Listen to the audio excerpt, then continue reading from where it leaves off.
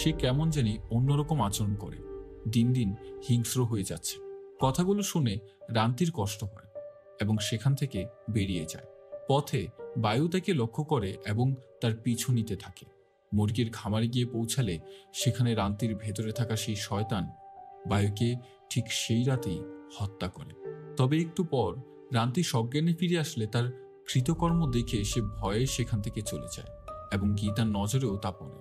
গীতার সাথে সাথে তার পিছু নিয়ে রুম অবধি পৌঁছায় এবং তাকে জিজ্ঞেস করে কেনই বা সে এমনটা করছে। ভাবি, তুমি শুধু একবার বলো কি হয়েছে, আমরা এর যে কোনো না যে কোনো একটা সমাধান বের করার চেষ্টা করব। তুমি শুধু একবার বলো তুমি এই খুনগুলো করছো না। রান্তি তাকে বলে, এই পরিবারে একমাত্র তুমি যাকে আমি অনেক ভালোবাসি, কিন্তু আজকে আমার মেজাজ গরম করো না, আমাকে একা ছেড়ে দাও। সম্পূর্ণ পরিবারটা যেমন এক শ্মশান হয়ে গেছে, বোনের হাতেই কবর হয় বায়ুর। এখন দিন যতই যাচ্ছে রান্তি পাগল হয়ে যাচ্ছে। সে আর তার মধ্যে নেই। তাদের ফ্যামিলির সদস্য এখন 5 জন। গীতা তার মায়ের কাছে বলে এইবার তাদের কারো সাহায্যের প্রয়োজন, না হয় কখন না কখন জানি তারাও মারা পড়ে। কিন্তু ডিয়ান এতে একমত না। সে জানায় রান্তি যেভাবেই আছে সেভাবেই শিকলবন্দি থাকুক, যে পর্যন্ত তার বড় ছেলে না আসছে। কিন্তু গীতা জানায় তাদের একমাত্র বিশ্বস্ত লোক হাজী সাহেব। এক কাজ করি, তাকেই ডেকে আনি। সময় করে পরের দিন হাজী সাহেবকে নিয়ে আসা হয়। এসেই তাকে সালাম দিলে সে তার সালামের উত্তর নেয়। সে তার সাথে স্বাভাবিকভাবে দৈনন্দিন জীবনের কিছু কথা বলে এবং রান্তিকে বলে, গীতার থেকে শুনলাম তুমি নাকি অনেক অসুস্থ, তাই তোমাকে দেখতে আসলাম। আমি তোমার জন্য আল্লাহর কিছু কালাম পড়ব, দেখবে খুব ভালো লাগবে। রান্তির ভেতরে থাকা সেই শয়তানটা হেসেই যাচ্ছে। হাজী সাহেব একটা গ্লাসে পানি নিয়ে আয়াতুল কুরসি আর 3 কুল পরে ফু দিলেন। অতঃপর গ্লাসটা ভেঙে যায়। রান্তির উপর এইসবের কোনোই কাজ করছিল না। এর কারণ তার উপর শয়তান জোরপূর্বক ভাবে ভর করেনি, বরং সে নিজেই স্বইচ্ছায় তার আত্মা বিক্রি করেছে এবং আল্লাহর সাথে শয়তানের শরিক করেছে। হাজী সাহেব যাওয়ার আগে গীতাকে বলে, তোমরা যদি অনিরাপদ মনে করো তাহলে অবশ্যই নামাজ পড়বে, কেননা পৃথিবীতে এমন কোনো শক্তি নেই যে আল্লাহর সমানুপাতে দাঁড়াতে পারবে। তার কাছে সাহায্য চাও। এই বলে সে চলে যায়। পিছে ঘুরতেই শয়তান বলে ওঠে, এইসবের থেকে দূরে থাকতে। এভাবেই কেটে যায় বেশ আরো কয়েকটা দিন এবং এবার বইও কাজ শেষে বাড়ি ফিরেছে। বাড়িতে এসেই সব ঘটনা জানতে পারে এবং চলে যায় তার স্ত্রীর সাথে কথা বলতে। কিন্তু সে তার সাথে কথা বলতে চায় না। এমনকি বউর বিবাহের চিহ্ন রিংটাও সে ফেলে দেয় আর বউকে বলে, তোর সাথে আমার আর কোনো কথা নেই। ডিয়ানের সন্দেহ তাদের পরিবারকে কেউ কালো জাদু করেছে, তবে বউও এইসবে বিশ্বাস করে না। সেদিন রাত তখন 12টা। রান্তির রুম থেকে অদ্ভুত গুম দিয়ে হাসির শব্দে বউর ঘুম ভেঙে যায়। তার দরজায় গিয়ে উকি দিলে সে যা দেখতে পায় তা কোনোদিনও সে কল্পনাও করতে পারেনি। হঠাৎ আচমকা সেই শয়তান বউর দিকে তাকিয়ে বসে। এতে সে ভয় পেয়েছে। এর পরের দিন নিনা তার মাকে খাবার দিতে গেলে দেখে রান্তির রুম থেকে প্রচন্ড দুর্গন্ধ। সাথে তার মা এখন আর মানুষের মতো নয়। তার চেহারায় বলে সে আর মানুষ নয়, বরং শয়তানে পরিণত হচ্ছে। নিনার আর এখন এইসব সহ্য হচ্ছে না। রান্তিকে রুমে তালা দিয়ে সে চলে আসে। অন্যদিকে গীতার সন্দেহ হয় সেই বৃদ্ধাকে, যেদিন সে তাকে হসপিটালে দেখেছিল। তাই 2 ভাই বোন মিলে বেরিয়ে পড়ে বৃদ্ধার খোঁজে। গীতা বলে ওই বৃদ্ধাই এই সবের মূল, আর হয়তো এই হসপিটাল থেকেই সে অসহায় মানুষদেরকে টার্গেট করে এবং ফাঁদে ফেলে। তাকে খুঁজতে খুঁজতে প্রায় সন্ধ্যা পেরিয়ে রাত। অন্যদিকে বাড়িতে ডিয়ান আর নিনা একা।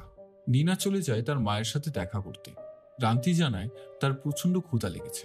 তাছাড়া বাড়িতে সকাল থেকে বিদ্যুৎ নেই।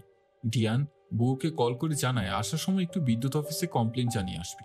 এরই মাঝে নিনা তার মায়ের জন্য খাবার নিয়ে যেতেই দেখে তার দাদিকে নৃশংসভাবে হত্যা করেছে তার মা। ভয়ে নিনা সেখান থেকে কোনো মতে পালিয়ে যায়। বাড়িতে বউ আর গীতা এসে পড়লে ডিয়ানকে মৃত দেখতে পায়। তৎক্ষণাৎ সে নিনাকে খুঁজতে বলে। আচমকা রান্তি এসে গীতার গলা চেপে ধরে এবং ধাক্কা দিয়ে দূরে ফেলে দেয়। ইচ্ছে মতো তার মাথায় আঘাত করে। গীতা প্রাণপণে বাঁচার জন্য রান্তির বুকে কাঁচি দিয়ে আঘাত করে, তবে কিছুই হয় না। এরপর বউকে সেই কাঁচি দিয়ে আঘাত করার চেষ্টা করলে তাদের মাঝে প্রচন্ড ধস্তাধস্তি হয়। এক পর্যায়ে বউ তার সাথে শক্তিতে না পেরে আত্মসমর্পণ করে এবং সেই কাঁচি দিয়েই এলোপাতাড়ি আঘাত করতে থাকে তার স্বামীকে। বউয়ের শেষ কথা ছিল, আমিই তোমার স্বামী। কিন্তু রান্তির ভেতরে থাকা সেই শয়তান তাকে বলে, রান্তি আর তোর স্ত্রী না, সে এখন আমার স্ত্রী। কিছুক্ষণ পরেই তার হুঁশ ফিরে আসলে সে নিজের স্বামীকে এই দশায় দেখতে পায় এবং বুঝতে পারে কি বড় একটা ভুল করে ফেলেছে। তবে মুহূর্তের মধ্যেই সেই শয়তান তাকে পজেস্ট করে নেয় এবং সেখানেই ঘাড় মটকে দেয়। নিনা রান্তির ভয়ে বাড়ির পাটাতনের উপর লুকিয়েছিল, তবে সেও রক্ষা পায়নি। নিনাকে সে জড়িয়ে ধরে রেখেছে। গীতা এসে তার পেছন দিক দিয়ে আঘাত করতেই তার দিকে তেড়ে আসে, গীতার গলায় চেপে ধরে। নিনা এইসব খুন দেখে এতটাই ভয়ের মধ্যে আছে যে সে তার মাকে বলছে, মা, তোমাকে আমি পৃথিবীর সবচেয়ে বেশি ঘৃণা করি। তুমি আগেই ভালো ছিলে, এখন আর তোমাকে চাই না আমি, কিন্তু আমি তোমাকে অনেক ভালোবাসি। তার এই কথাগুলো রান্তি শুনতে পাচ্ছিল। রান্তির রূহ ছিল এক অন্য জগতে, যেখানে শয়তান তাকে বন্দি করে রেখেছে।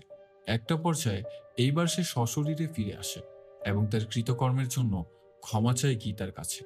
সে বলে, আমি জানি এর কোনো সমাধান নেই, তবে একটা পথ আমার কাছে আছে। তুমি নিনাকে নিয়ে যত দূর সম্ভব এখান থেকে পালিয়ে যাও।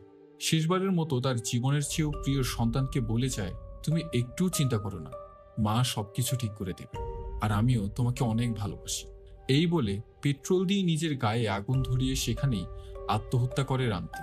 গীতা নিনাকে নিয়ে সেখান থেকে পালিয়ে যায় এক অন্য অজানা গন্তব্যে, অজানা গ্রামে। তবে কি মনে হয়, তারা কি বেঁচে যাবে? রাতারাতি কোনো এক বাড়িতে গিয়ে ওঠে তারা। সকাল হতেই জানালা খুলতেই সেই বৃদ্ধাকে দেখতে পায়। নির্বাক হয়ে গীতা তাকিয়েই আছে। এরই সাথে দেখতে পায় নিনা আগে যাও একটু চলতে পারতো, এখন তার পা দুটো সম্পূর্ণ প্যারালাইজড হয়ে গেছে। বোঝা যায় শয়তান তাদের পিছু ছাড়েনি। এবং হঠাৎ আলমারি থেকে কোনো এক অজানা শব্দ ভেসে আসে। গীতা ভয়ার্ত চোখে আলমারি খুলতেই রান্তির সেই বিয়ের কাপড় দেখতে পায় এবং সেই বৃদ্ধাকে দেখা যায় দূর থেকে তাদের উপর নজর রাখতে। তবে কি পরবর্তী ভিকটিম গীতা? ঠিক এখানেই শেষ হয় ডিমন্স ব্রাইট মুভিটি।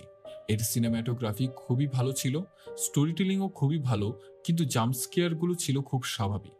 তবে সম্পূর্ণ মুভিটাই একটা ভয়ের পরিবেশ ধরে রেখেছিল, যা মুভিটাকে আরো উপভোগ্য করে তোলে। তাছাড়া আপনি যদি হরর মুভি ভালোবেসে থাকেন এবং চ্যানেলে নতুন হয়ে থাকেন, তাহলে অবশ্যই সাবস্ক্রাইব করতে ভুলবেন না। পাশে থাকা বেল আইকনে অল সেট করে দেবেন এবং কমেন্ট করে জানিয়ে দিন মুভি সম্পর্কে কিছু তথ্য এবং হিডেন মেসেজ, যা সাধারণ দর্শকের চোখে পড়ে না।